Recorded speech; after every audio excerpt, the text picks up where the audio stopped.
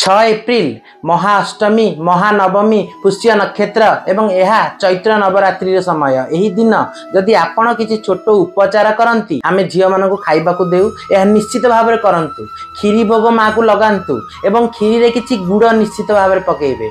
यह सहित एथिरे झील मानक सबुज रंग किछि जिनस आपण दियंतु जहाँ आपणकर घरे बहुत सुख समृद्धि आपणकर सृष्टि करिवो।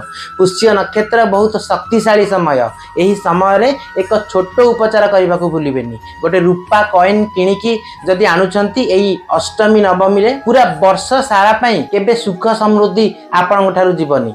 रूपा चंद्रमार कारक अटे एवं यही चंद्र आपणक जीवन रे केवल सुख एवं समृद्धि बुद्धि करिवनी यह धन वृद्धि करिवो मानसिक शांति मध्य मिलिवो। तेणु जप एवं पूजा सहित एई उपचार मध्य करंतु। हरि ओम। ओम नमः शिवाय।